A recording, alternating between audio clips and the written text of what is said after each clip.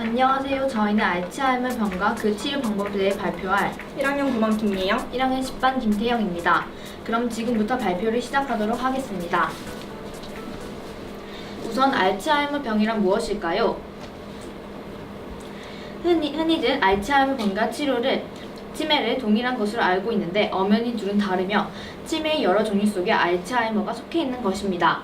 알츠하이머 병이란 쉽게 말하면 뇌 속에 아밀로이드 베타와 타우란 유해한 쓰레기가 쌓여 학습이나 기억에 관계하는 뉴런이 죽음의 이름으로써 기억을 잃거나 사고 능력이 낮아지는 병입니다.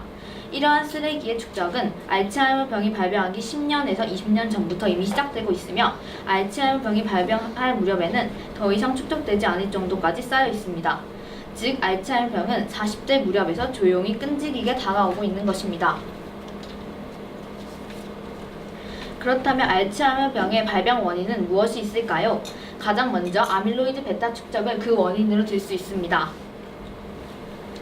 아밀로이드 베타는 아까 언급했던 유해한 쓰레기의 정체인데요. 이 아밀로이드 베타는 뉴런의 세포막에 있는 아밀로이드 베타 정부 단백질로부터 만들어집니다. 앞에 보이는 사진의 APP가 바로 아밀로이드 베타 정부 단백질인데요. 이것이 작용을 끝내고 단백질을 자르는 가위 역할을 하는 두 가지 효소에 의해 잘려서 아밀로이드 베타로서 세포막으로 방출됩니다.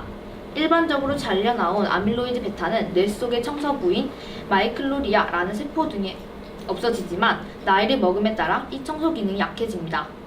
따라서 뇌 속의 아밀로이드 베타의 농도가 높아지게 되고 이것들이 서로 뭉쳐져 노인반이라고 불리는 거대한 덩어리가 되어 뉴런에 달라붙습니다.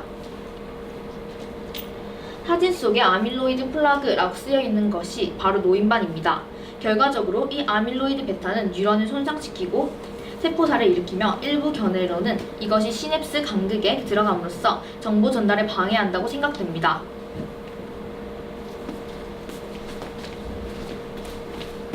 두 번째 발병 원인으로는 타우 단백질을 들 수 있는데요. 이것은 방금 말했던 아밀로이드 베타의 축적과도 관련됩니다. 아밀로이드 베타의 축적이 타우 단백질의 축적을 일으키기 때문이죠. 먼저 타우 단백질이란 무엇일까요? 뉴런은 수상돌기와 축삭 등 긴 다리를 가지고 있는데요. 뉴런 속에는 이 다리의 구석구석까지 시냅스 소포와 영양물질을 운반하기 위해 도로와 같은 역할을 하는 단백질이 여러 갈래로 뻗어 있습니다. 이 도로를 미세소관이라고 하며 축삭에서 미세소관을 만드는 단백질인 튜뷸린에 달라붙음으로써 튜뷸린이 뿔뿔이 흩어지지 않도록 작용하는 단백질의 하나가 바로 타우입니다. 하지만 아밀로이드 베타의 축적이 진행되면 타우 단백질은 미세소관에서 떨어져 나갑니다.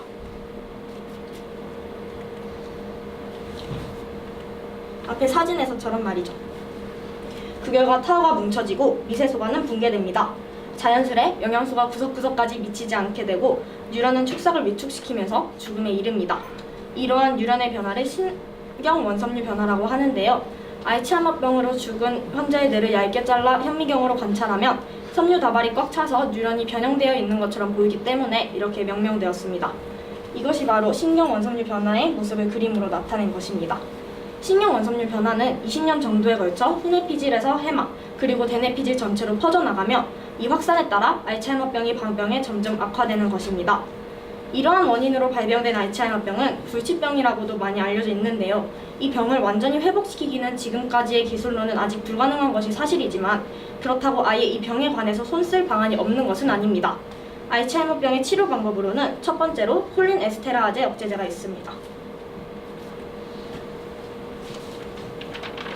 건강한 사람의 시냅스 간극에 아세틸콜린이라는 신경 전달 물질이 방출됨으로써 신호가 다음 뉴런으로 전해지고 아세틸콜린은 콜린 에스테라아제라는 효소에 의해 분해됩니다.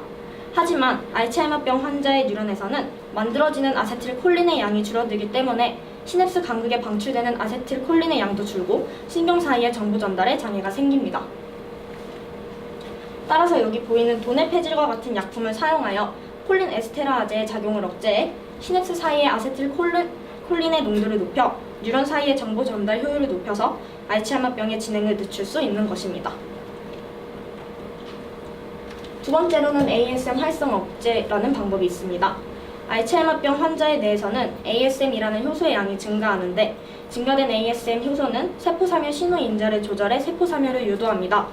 따라서 이 효소의 활성을 억제하면 라이소좀 기능을 회복시키고 세포 내 이물 제거 과정, 즉 자가 포식 작용이 향상돼 독성 아밀로이드 축적이 줄고 기억력이 좋아져 알츠하이머병의 진행 속도가 늦어지는 것입니다.